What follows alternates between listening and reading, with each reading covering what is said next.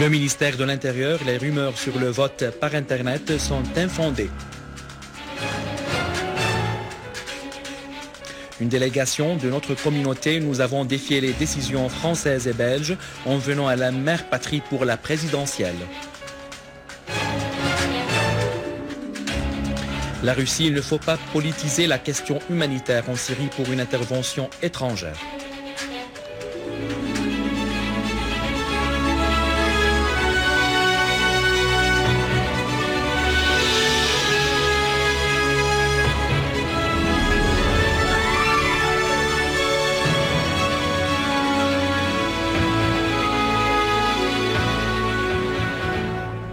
Mesdames et messieurs, bon après-midi et bienvenue à notre journal. Sur directive du président Bachar el-Assad, le président du Conseil des ministres, Wael Halaqi, a consacré au gouvernorat de Daraa 1,820 milliard de livres syriennes pour développer les projets de services dans le gouvernorat, et ce lors de sa rencontre avec des personnalités économiques et sociales à Daraa. En outre, Halaqi a pris connaissance du processus d'examen dans de nombreux centres d'examen de baccalauréat et dans les facultés issues de la branche de Daraa de l'Université de Damas, indiquant que le gouvernement est soucieux d'assurer un climat adéquat au parachèvement des examens. Halaqi a mis en exergue les efforts des cadres nationaux et de différentes personnalités populaires dans le gouvernorat de Daraa pour y rétablir la sécurité et la stabilité. Halaqi a écouté des élèves au centre d'examen à l'école d'Al-Umayya pour l'enseignement primaire et au lycée des arts féminins dans la ville de Daraa un aperçu général sur les questions de l'examen. Il a aussi écouté des parents, des élèves, un aperçu sur les problèmes qui influent sur l'enseignement de leurs enfants. Une délégation de la communauté syrienne en France, en Suisse et en Belgique est arrivée au point de passage de Jdeïdet-Yabous dans la banlieue de Damas pour participer au scrutin de la présidentielle prévu demain. Les membres de la délégation ont affirmé qu'ils sont arrivés en Syrie après leur interdiction par les deux gouvernements français et belges d'exercer leur droit démocratique de vote à la présidentielle. Les membres de la délégation ont abordé l'ampleur des difficultés auxquelles ils ont été confrontés en raison de l'annulation des passeports et des vols sans raison.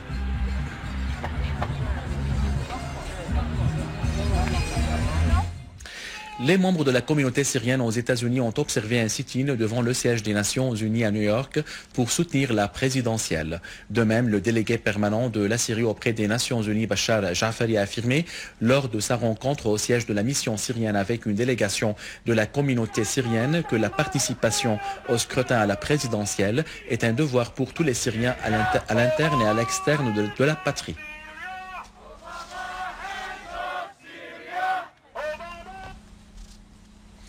Le ministère de l'Intérieur a affirmé que les rumeurs véhiculées par certains partis sur le fait de percer la carte d'identité de vote par Internet en cas de l'incapacité de se rendre aux urnes dans les centres électoraux et de barrer les routes entre les centres de villes syriennes et leurs banlieues au jour de la présidentielle sont dépourvues de tout fondement, précisant que ces rumeurs visent à influer sur le climat démocratique de la présidentielle prévue demain. Dans un communiqué, le ministère a fait noter qu'aucun signe ne sera marqué sur la carte d'identité ou le passeport et des citoyens voulant exercer leur droit de vote qui implique la présence personnelle des électeurs au centre de scrutin, assurant que le ministère adoptera toutes les mesures qui faciliteront l'entrée et la sortie des citoyens depuis et vers les centres de ville. Le ministère a indiqué qu'il traitera conformément aux lois avec les auteurs de ces rumeurs, soulignant que le scrutin commencera à 7 h de demain, 3 juin 2014, et se poursuivra jusqu'à 19 h et que la durée du scrutin sera prorogée en cas d'un afflux intense des électeurs via une décision de la Haute Commission judiciaire des élections. Le ministère a appelé les citoyens de la République arabe syrienne à se rendre aux urnes le 3 juin pour exercer leur droit constitutionnel de vote en toute liberté et à œuvrer ensemble en vue de faire réussir cette échéance pour l'avenir, l'unité et l'autonomie de la décision de la Syrie. Le ministère a assuré qu'il avait pris en collaboration avec les services spécialisés toutes les mesures facilitant le scrutin partout en Syrie.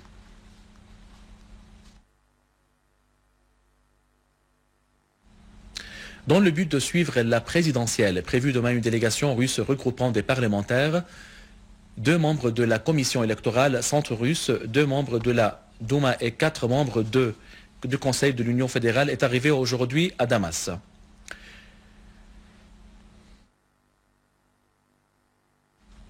Le ministre de l'Information, Omran Zorbi, a affirmé que les élections présidentielles qui se tiendront demain mardi constituent une véritable opportunité pour tous les Syriens pour qu'ils expriment leur volonté et leur opinion en toute transparence dans le choix de leur candidat au poste du président de la République.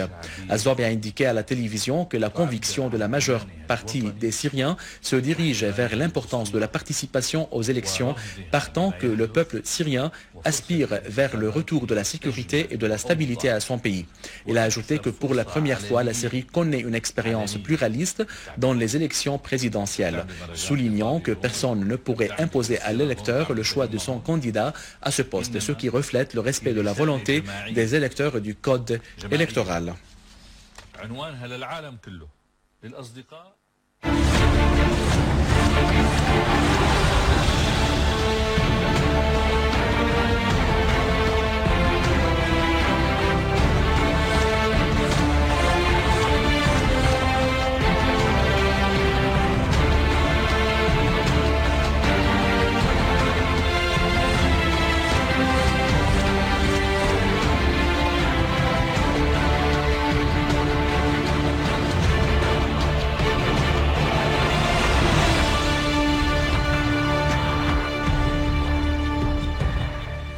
Des unités de l'armée arabe syrienne ont abattu tous les éléments d'un groupe terroriste armé qui s'abritait dans la localité de Thawra, au sud de la ville de Kiswa, à proximité de l'ancienne route de Daraa, pour barrer la route et attaquer les civils dans la zone. Dans la campagne d'Idlib, des unités de l'armée arabe syrienne ont abattu et blessé un grand nombre de terroristes, en majorité de nationalités étrangères, et leur ont détruit des véhicules, des armes et des munitions. Alors que d'autres unités ont visé des repères et des rassemblements des terroristes dans le village Ad-Doussa appartenant à la localité de Sarmine, causant la destruction de 4 véhicules dotés de mitrailleuses lourdes et la mort de 17 terroristes, dont la majorité appartiennent à la soi-disant brigade Daoud et le bataillon des Mohajerines. Et parmi les tués figure le terroriste prénommé Abu Hadi du bataillon des suicidaires appartenant à la soi-disant organisation des soldats d'Al-Aqsa. Le ministre russe des Affaires étrangères, Sergei Lavrov, a affirmé qu'il était inadmissible de politiser la question humanitaire en Syrie et son exploitation pour exiger une intervention étrangère. Lavrov a indiqué dans une conférence de presse qu'il a tenue à Moscou que le Conseil de sécurité devrait exiger des autorités de Kiev de ne pas entraver la sortie des civils des zones de combat et d'acheminer les aides, soulignant que les médias occidentaux ignorent les développements à l'est de l'Ukraine où l'armée bombarde des quartiers civils. Практических переговоров с целью установления устойчивого, надежного прекращения огня. Обсуждать проект резолюции. Les présidents des comités de la sécurité et des politiques étrangères au Parlement des pays amis à la Syrie ont affirmé en Iran, dans leur communiqué final, le droit du peuple syrien lui seul à l'autodétermination et à la détermination de l'avenir de son pays, loin de toute ingérence étrangère, et à effectuer les élections présidentielles à sa date constitutionnelle, indiquant que le règlement politique est le seul moyen pour résoudre la crise en Syrie. Le communiqué a ajouté que la poursuite de l'afflux des armes et des aides financières aux groupes terroristes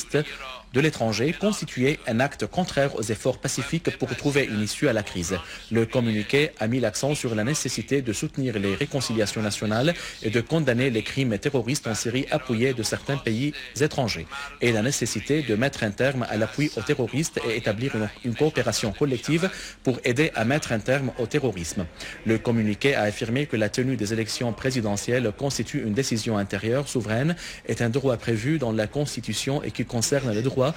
essentiels du peuple syrien, et les pays étrangers ne doivent pas s'immiscer ou y porter atteinte. Le communiqué a conclu que, conformément à l'invitation adressée par le président du Conseil du peuple en Syrie, Mohammad Jihad Laham, et par le Haut Comité juridique au président des pays amis, nous affirmons notre disposition à voyager en Syrie pour suivre le déroulement des élections présidentielles. À la fin de ce journal, je vous rappelle les principaux titres.